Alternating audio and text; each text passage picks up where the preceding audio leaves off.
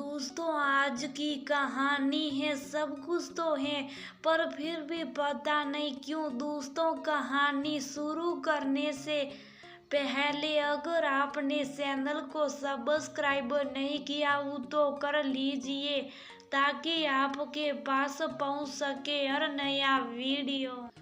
उसे जो कुछ जिंदगी में मिला था उसमें वह अपनी खुशी ना ढूंढ सकी। सब कुछ तो था, उसके पति की अच्छी खासी चलती हुई दुकान, बच्चे पढ़ लिख कर नौकरी करने लगे, सुख सुविधा के लगभग सभी साधन, लेकिन फिर भी ना जाने क्यों वह तृप्त ना थी।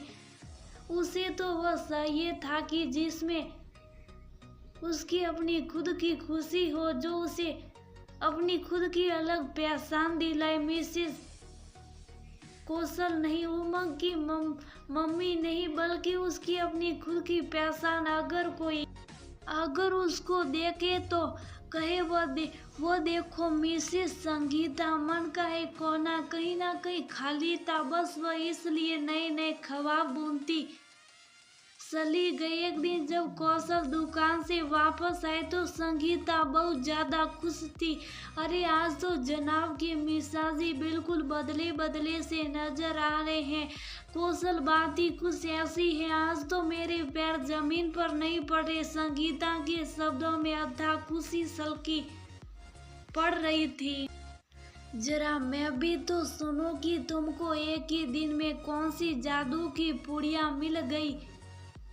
कौशल ने संगीता की ओर निहारते हुए कहा, कौशल तुम मेरी दोस्त कनक को तो जानते ही हो, बस उसी के माध्यम से एक ऐसा आप मालूम पड़ा है जिसमें मैं अपने विचारों को खुलकर व्यक्त कर सकती हूँ, उस पर अपनी कहानियाँ लिख सकती हूँ। और मैंने तुरंत उस ऐप को डाउनलोड करके सारी जानकारी हासिल कर ली है। ये ऐप महिलाओं के लिए बहुत सुरक्षित ऐप है और उसकी सभी कहानियाँ भी पढ़ी, वह भी सारी की सारी महिलाओं से संबंधित होती हैं। और तो और एक तरह से यह महिलाओं के ही द्वारा संचालित भी होता। देख लो फिर बाद में ना पछताना। कौशल में सब कुछ बहुत अच्छी तरह से समझ लिया है। बच्चे बाहर चले गए, तुम भी दुकान चले जाते हो। मुझको व्यस्त रहने का इससे अच्छा साधन तो कोई मिल ही नहीं सकता, क्योंकि सब कुछ तो है मेरे पास, लेकिन अपनी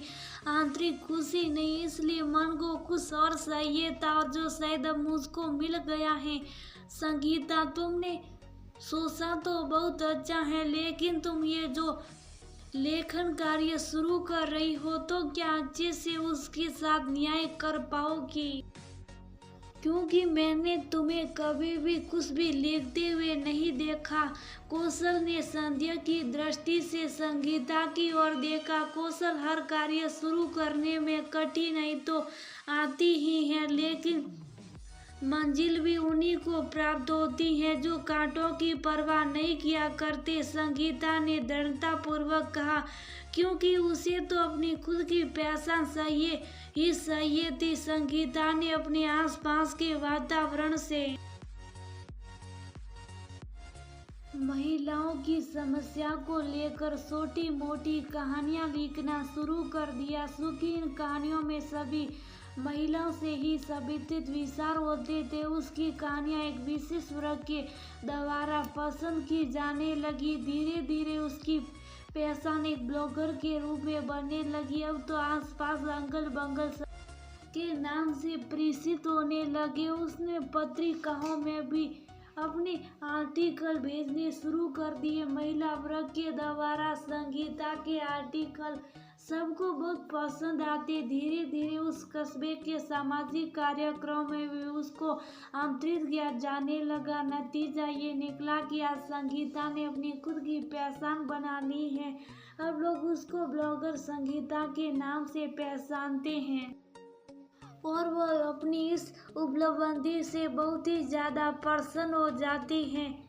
जो चाहिए था उसको वह उसे उसके अंतःपुरुषार्थ के द्वारा मिल ही गया।